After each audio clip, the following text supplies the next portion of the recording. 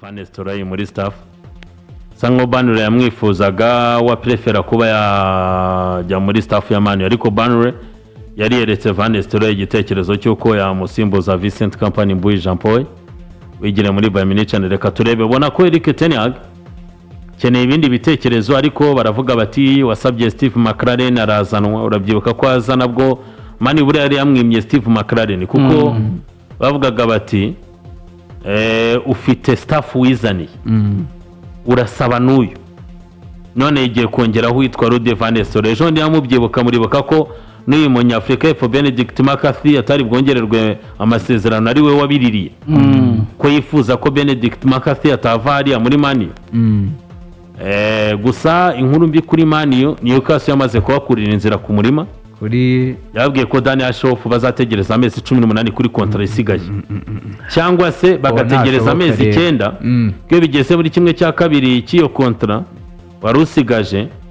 Hari uburyo bazababona ngo bamaze gushaka igisubizo. Rega Newcastle si ikibazo cy'uko iri kugumana utayishaka ariko uyikomanze wese yaranze ariko nepo gute se iri kwanga se Newcastle niri komanga bikanga abandi barayanze ntabwo yapfa kurekura bezi ifite rero nayo kuko mu bibazo ifite amafaranga sicyo kibazo uko Newcastle akubwira ati uyu mugabo Dani Ashoff tuza akazi ke mu kubaka ekipe ambwira ati we tuza udukorere twabanye neza tugukura muri Brighton Man iragushaka turabyumva ariko twe wikumva ko wadusiga mu muhanda kandi Newcastle ubona Abanyarabia Saudite ko bayishaka kuyikora ntibiri gukunda kuko uyu munsi ntira irega financial fair play itibagomba uyu munsi gushoramo byose ibyo binjiza ibingana n'ibyo washyiramo kibazo nicyo rero cyita kibagonga. Niyo mpamvu no kongeramo abakinnyi ngo birasaba ngo bamwe bagurishe kugira ngo uzane abandi ushaka akahita ubona ko hajemo akantu ko kugorana cyane. ubwo muri iyo Manchester United barashaka na Joshua Zirkzee ariko bari kumurwanira n'ikipe ya Arsenal na AC Milan. Ikipe isigayemo ifatika yabari Man ifite imibare ifatika ati biraturuka ku kipe ya Arsenal. Bivugwa ko reka mpere kuri situation ya Nico Williams kugira ngo wenda abantu bumve icyo nshaka kuvuga kuri Arsenal. Arsenal iri kugorwa n'ikigendanye n'umushahara abakinnyi bari kwaka. Muri Arsenal ikibazo gisigaye kitari kwa kuvuga ngo miliyoni 60 bazitanga 70 bazitanga oya si ikibazo.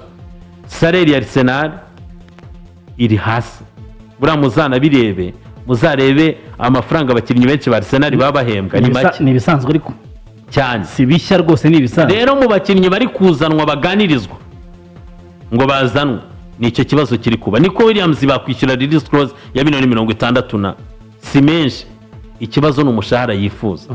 Chelsea yo buriya nyuma yo kuzana Estevao n'uyu musore witwa Omar Kelman tubijyane rimwe Arsenal Chelsea yakuye umukinnyi witwa Omar Kelman mu ikipe ya Aston Villa n'umukinnyi ukiri muto nkuko bazanye uyu yitwa nde uri Kanicu Kwemeka buriya Kanicu Kwemeka nayo Chelsea yamuvanye muri Aston Villa y'abato yari yatangiye kujyanwa mu nkuru ariko gake. Chelsea rero nyuma yo kuzana abo babiri iyo no kugura abakinnyi bari bumurengera biri kugorana kandi ikeneye rutayizamu. Uravuga turazana umuwinga nibyo Nico Williams wenda ashaka kuza agakorera mu ngata Mikel Mudryk ukanamurekura ariko Chelsea zakenera rutayizamu.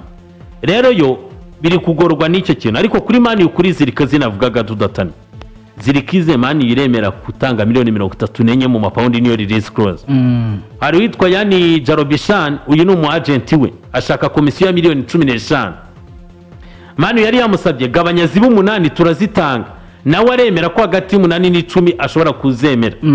Hanyuma ariko akagira bonus azafata nawe ku kwitwara neza k'umukinnyi. Ibyo nta kibazo. Man U nayo iravuga ati tsoke ya performance ibintu byaba ari sawa ari uburyo hari zo twaguha kuryo Man U rwose amahirwe menshi n'ikinyamakuru Daily Mail cyasohotse uyu munsi kiremeza ko Man U yamaze kumacingana release clause igisigaye ari ukugira bimwe ba clearing ariko uyu musore mu Holland Joshua Zirkzee uri no mu ikipe y'Igihugu y'Abahorandi yongewemo nyuma nubwo ataragaragara umukino n'umwe ashobora gusinyira Man United. Reka turebere ubwo na makuru ari muri Man U yari yaramutse. Ikindi ni Monaco y'Abanya-Saudi Arabia barifuza kuyigura. Sinana bikubwiye si inkuru nazanyeje urayibuka kabisa.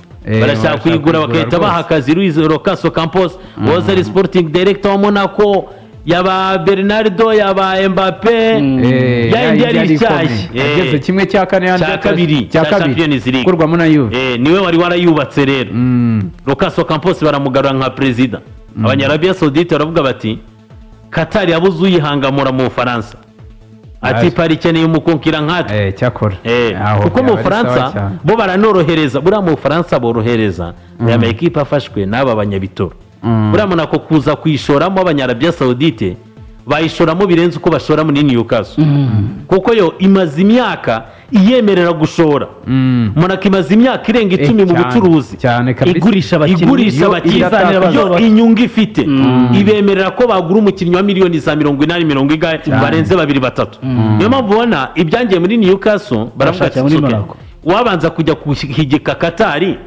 tugangana nayo mu Bufaransa